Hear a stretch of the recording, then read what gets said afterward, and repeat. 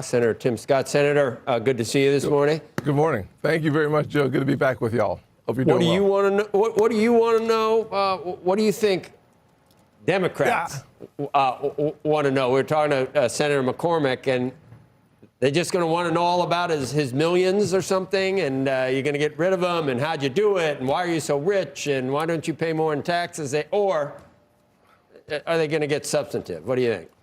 Well, I think the first thing we should talk about is how this is a good decision by President Trump to choose Kevin Warsh. Kevin Warsh is a guy who's battle-tested. He's ready for the job. And frankly, we are more likely to see more Americans experiencing their version of the American dream because Kevin Warsh will be chairing the Fed. It's time for the Fed to get back to independence. Under Jay Powell and Biden administration, we saw a lot of climate conversation and decisions that prioritize the climate. We want to prioritize every single kitchen table in America having a Fed chair that keeps them straight and direct in mind when they're having the conversation at the Fed. What we won't see from the Democrats today is a conversation about the American dream and why it's so important for us to talk about the balance sheet of the Fed, not the balance sheet of Kevin Warsh. They'll spend too much time talking about his balance sheet and not enough time talking about the Fed's balance sheet. They'll spend too much time talking about politics and not enough time talking about an interest rate environment that is conducive for home ownership, starting a small business,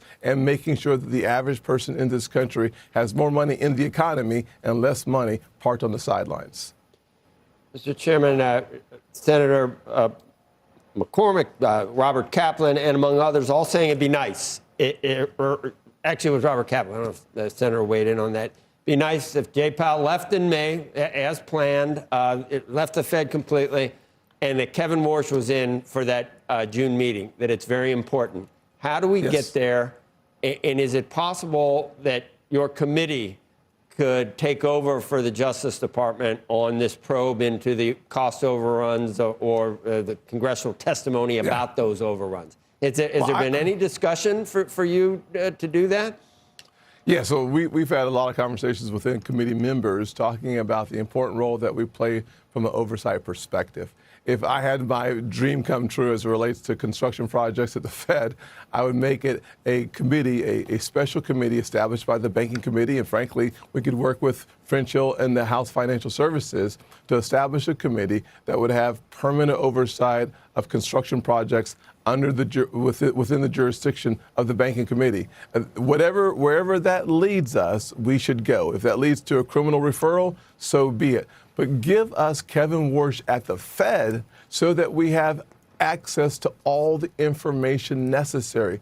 The one thing I've said over and over and over again, Jay Powell was unprepared for the hearing when I asked the questions about the construction projects. He didn't have the answers, and then he kept blinking. He refused to answer the question, and that led to the criminal referral. I believe he was incompetent, not criminal. Yeah, you've said that. Yeah, you are on the record as someone 100%. that asked the questions of saying there's nothing, it's not a crime or an illegality.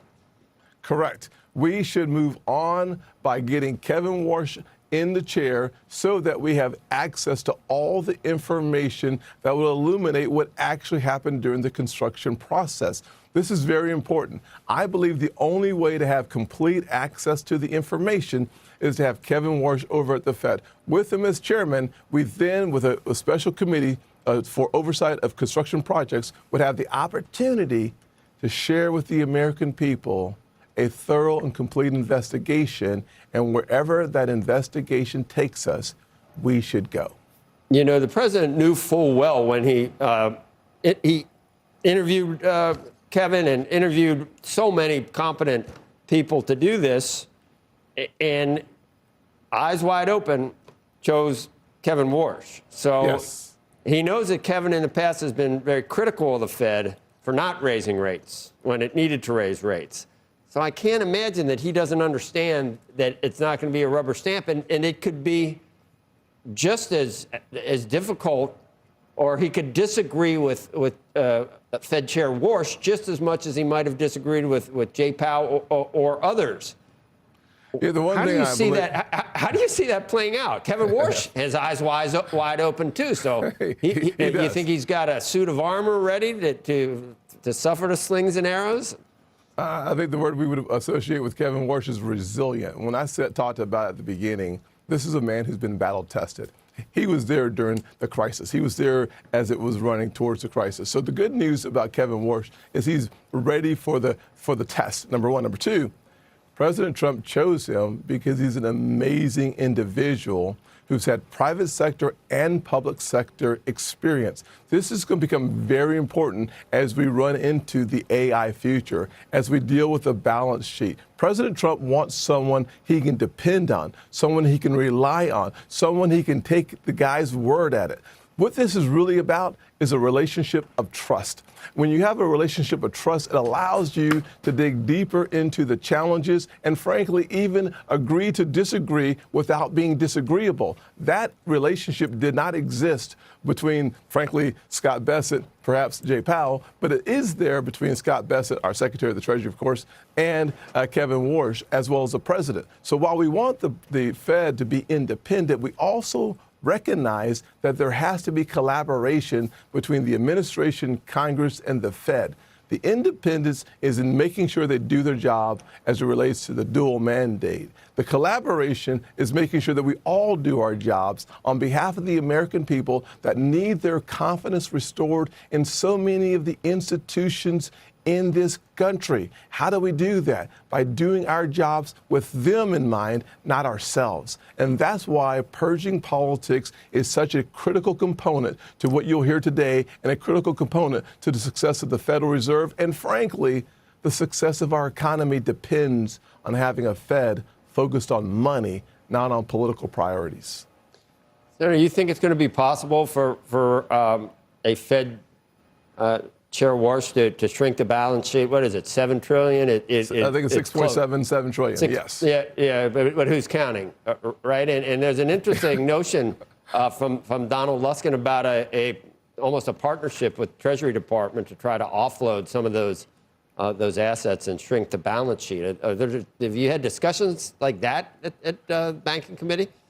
Well, we have not had an official discussion about the size of the balance sheet, but I've asked that question of Jay Powell. I've asked that question a number of times in the committee. We'll continue to have a conversation about that, but now we'll do something about it.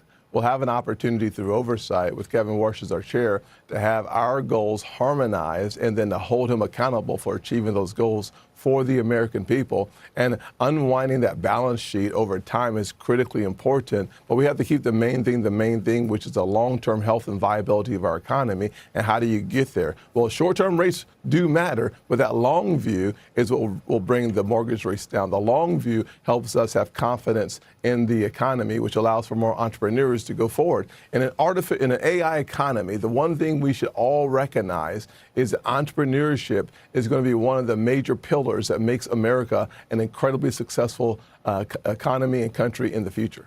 Well, we look forward to it today. Nothing we like more than seeing some of those senators when they get that camera. You know what I'm? I think we're going to televise some of it.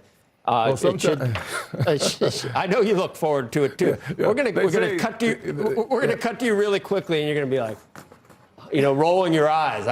You must. You must. Are you going to stay for the whole hearing?